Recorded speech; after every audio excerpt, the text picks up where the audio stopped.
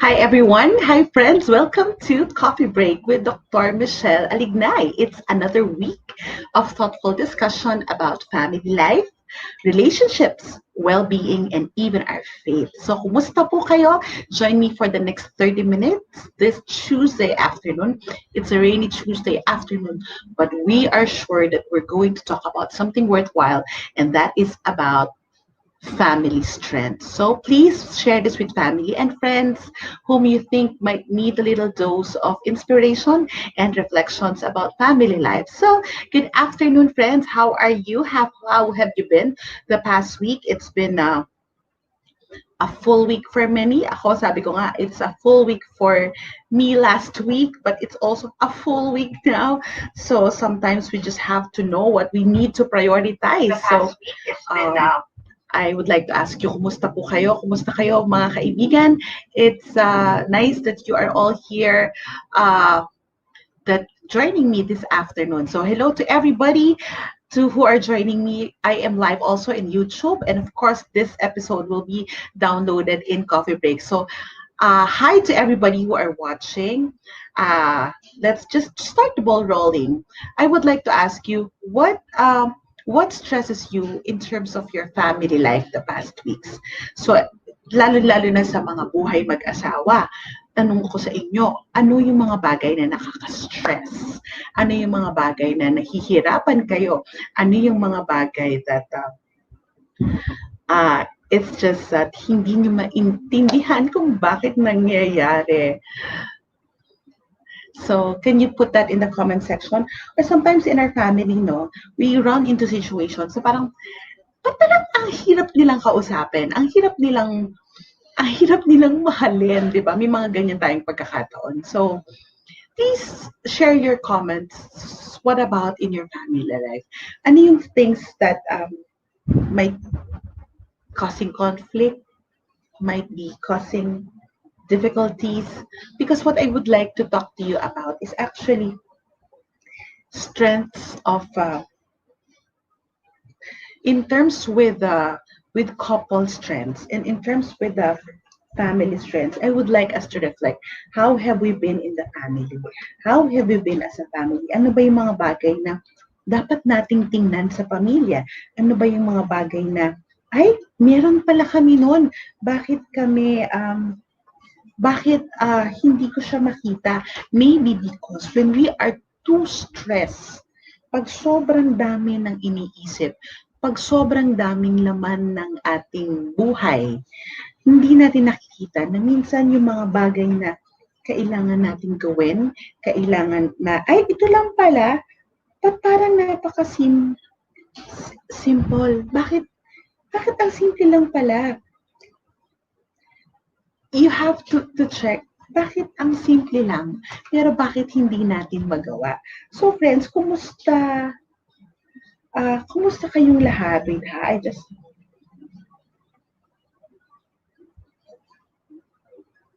I just need you.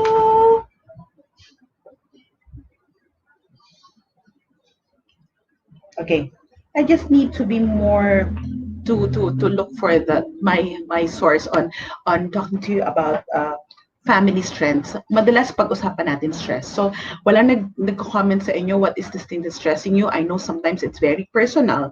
Very personal yung ating family stress, yung mga bagay na nakaka-stress natin. Pero, pag-usapan na lang natin, ano yung mga bagay na pwede nating tingnan sa pamilya natin and where we are in these things in the family. Why do we need to focus on family strengths? Because, life can be overpowering. Life can be overwhelming, di ba? Especially now that a lot of parents, ang concern nila yung module, online learning ng anak, and of course, work from home. Honestly, bakit iba yung setup ko? I have to move out of my spot sa labas. I have to move on in one rooms of the house. Hindi naman malaki bahay namin. Maliit because we have some construction going on. So, if I would be stressed with all the situations, all the things that I need to produce, all the things that I need to work on, it can be very, very overwhelming. Nakakalimutan nating balikan, ano yung mga simpleng bagay? na pwede natin gawin so that our families can be better. Take note, friends, as I said many times here in Coffee Break, this pandemic is a blessing because we get to know our families again and we get to spend time with our family. And I believe, of course, ayaw naman nating balikan na magkaroon ng pandemic. But come to think of it, hindi na rin natin mababalikan. Sarap ng cold coffee. Hindi na rin natin mababalikan ang pagkakataon that we will just be all most of the time at home. The kids cannot go out. So kumbaga ngayon, huling-huli natin ang mga anak natin. And if you are a couple and if you are at home, chances are you are also navigating your life, navigating work, navigating whatever you need to do. So let's look at ano yung pwede natin gawin right here, right now sa ating sarili at sa ating pamilya to be able to focus on your strengths. What is strengths? Strengths is ating kakayahan. Ano yung kakayahan? In many studies, I'm going to share with you things that I share in class. So in many studies, it has been found out that various families, they have strategies in life. So various families sa mga pag-aaral, may mga strategies ang mga pamilya para ito yung mga tested, widely, worldly tested strategies for families to be stronger. I'll try to come up with 3 this Tuesday, and on Thursday, we'll continue with the other 3. First is that look for something positive in difficult situation. Ano ba yan? Napakababaw. Doc Itchel, talaga bang yan yung point mo? You imagine, looking at the positive in each situation, it does not apply only in life. It does not apply only in looking for the silver lining, but it applies actually. It has been proven by in family studies that it is a proven way for families to be stronger. No matter how difficult this situation, this COVID-19 pandemic, it's still teaching us so many things. Alam ko, madalas ko na yung sinabi sa inyo. It's teaching us so many things. It's teaching us to be the best version of ourselves. And it's teaching us things that we never really thought about our family. And one thing that I believe it's teaching us, okay, as I said earlier, let's look for the positive in the situation. Let's be engaging, friends. For those of you who are here, can you put there in your comment section, what is that simple thing about yourself or about your family life? Hindi ito yung I don't want you to put tangible things. Ibig sabihin yung nabibili. Pero what is that character or strength that this quarantine situation have taught you? Friends, I'll repeat, can you put there in the comment section, what is that positive thing that despite this difficult situation, this pandemic has, that you are looking at? Ano yung positibong nakikita mo? Kahit na hirap, ang hirap mag-work from home, ang hirap naman kung lalabas ka rin, ang hirap naman. For me, the things that ang hirap, is yung naka-face shield at saka yung naka-face mask pag lalabas. But what's the positive in that situation is that I get to go out. And I am also have a blessing to be able to work from home. Just imagine the people that you need to go out every day. So what is it that you would like to look at? Remember, looking for the good in each situation, it's actually about gratefulness. Lagi natin sinasabi yan. So here, nakikita ko yung answers nyo, being strong, trusting God at all times, understand each other, faith. I know, as I said earlier, we will never have the chance to be with our kids, to be with our husbands 24/7. Di ba minsan parang kung meron akong kasama habang buhay, ikaw yun. So ngayon, di ba, 24/7 magkasama. Kaya nyo pa, friends? Kaya nyo pa ba? Wala bang conflict? Kung may conflict, it's okay. The beauty of family life is that kung may conflict, and then it's a way to grow. It's a way to move forward. It's a way for you to get to know each other deeper. And it's a way for you to resolve the conflict as a family. Yun yung maganda doon. That's what I'm saying. Look for something difficult. Ito, parents, nahihirapan kayo sa online learning ng anak nyo. ang maganda diyan, nakikita niyo yung kapasidad ng anak niyo. Nakikita niyo individual learner ba yung anak niyo or nakikita niyo rin, ganito pala yung style niya. Hindi ko to style. So friends, huwag kayong mag-overfunction masyado. Huwag kayong paka-stress. Tandaan niyo hindi kayo ang naka-enroll. So you have to get to know your child as a student and your child as a person. Those are two different things. And that is looking at the positive now. Makikita mo mahina ba talaga yung anak mo? Makikita mo ayaw ba niya talagang mag-aral? Napipilitan lang kasi pinupukpok. There are things that we can really see. Um, Minsan sabi ng kids ko, I heard dad talking with his clients. Tapos sabi niya sa amin, Mom, is is it really that daddy has too much work, or is it his normal, it's just too much? Sabi ng husband ko, it's just too much right now. And you know what I see there? Even though that my husband is having a difficult time with his workload, the beauty there is that my kids are able to see their dad in a different angle. Nakita nila how working as he is, how how he works and talks with his clients, with his team. So, makikita nila yung ibang side na hindi nila nakikita. Bakit ko nasabi to? Kasi nakikita nila ako whenever I give talk. Sometimes I would bring my kids. So, yun yung isa sa beauty nitong sitwasyon na to. And I would like to commend those who have answered. It's beautiful when you're seeing something. So, kung hindi nyo makita kung ano yung good in this situation, friends, one way for you to be able to move from stress to strength, look for the positive in any difficult situation. That's number one. Look for the positive. Look for something positive in each difficult situation, not just in a common situation, but in a difficult situation. Number two, pull together. What? Pull together. Yeah, because sometimes in the family, nasa pandemya na, inuuna pa natin yung away, inuuna pa yung issues, inuuna pa yung kasi hindi blaming, inuuna pa yung comparing. So this is the chance for the family to pull together. Think of the problem, this concern, not just your own. If you are the type of mother or a parent na inaangkin mo lahat, ayaw mo isali yung anak mo, ayaw mong papanoorin ng news, huwag niyo angkinin, make it real. The kids, pinoproblema mo na minsan pinoproblema natin, ayaw natin lumabas. Natatakot tayo or paano na yan yung mga ano ko, hindi nakakalabas. Alam niyo, minsan I ask my kids, guys, are you okay? Yeah, guys, let's go out, even just for a car ride. No, mom, we're good here. So we worry too much.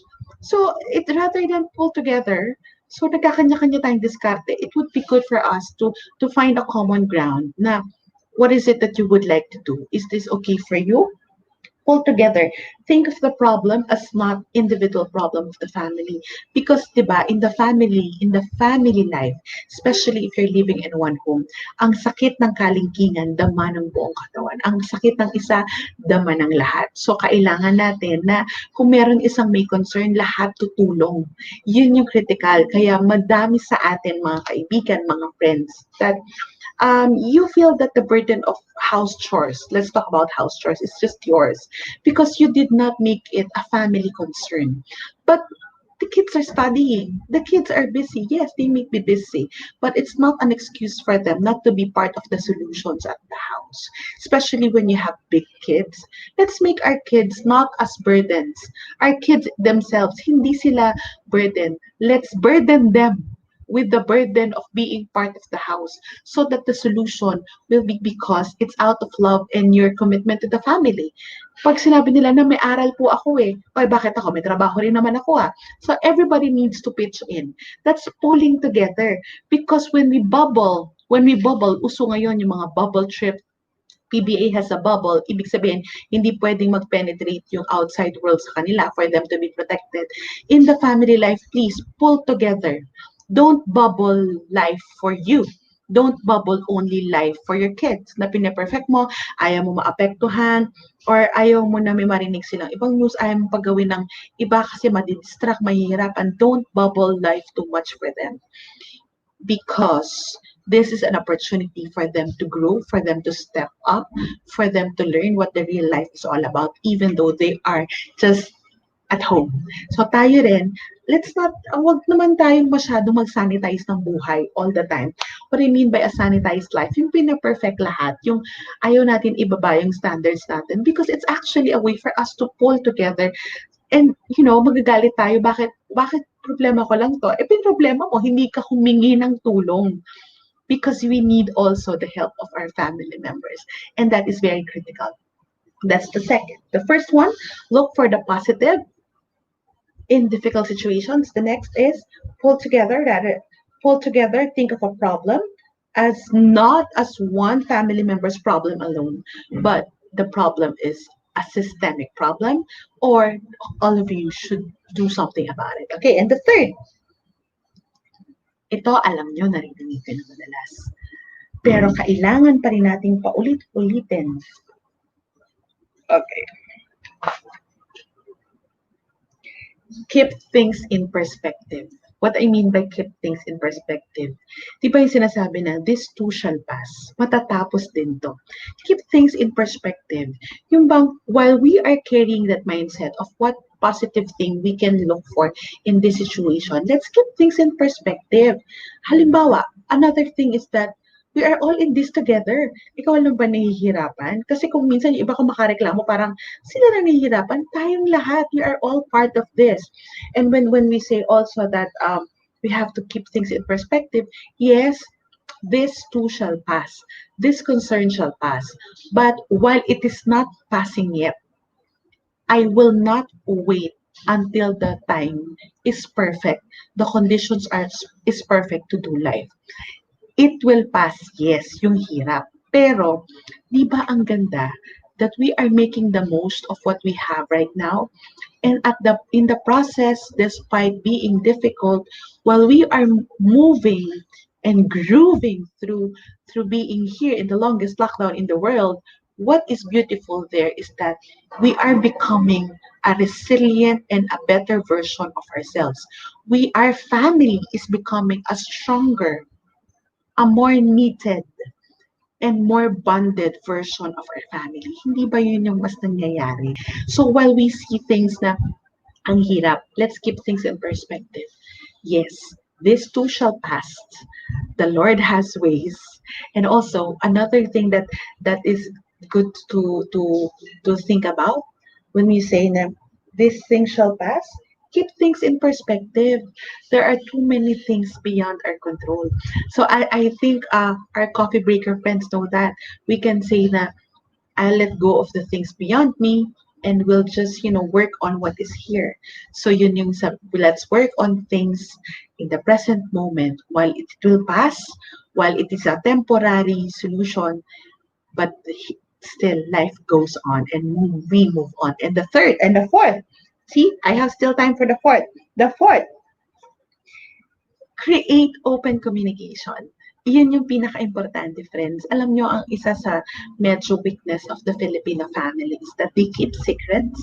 Yung hindi sinasabi, yung tinatago namin pinili dito, wag mo sabihin sa daddy mo, wag mo sabihin sa mami mo na ganyan. So, family secrets, it's one, if there's too much family secrets, do you know that it's a probable indicator of unhealthy families? What? Family secrets is an indicator of unhealthy families? Yes. Because why do you need to keep secrets in your family? Iba yung secrets na personal na sinong crush mo, may niligawan ka ba. Pero kung yung secret about spending, secret about adultery, secret about maybe a hard feeling or maybe a conflict or misunderstanding na hindi ko na lang sinabi na sumama loob ko eh. Yan yung mga bagay na, wow! Why do we need to keep those secrets? Because one of the most important key of healthy families, keep open communication. This is the time that we need to communicate better as a family. Friends, I would like to ask you, are you communicating well as a family? Kayo dito, how are you with your family communication, with your openness, with the people you love? Can you rate yourself 1 to 5? 5 being the highest of openness and 1 being the lowest of openness. the laws of openness. I just would like to gauge because I know for act na hindi talaga siya madali, di ba? So, hindi madali ang communication at hindi rin madali ang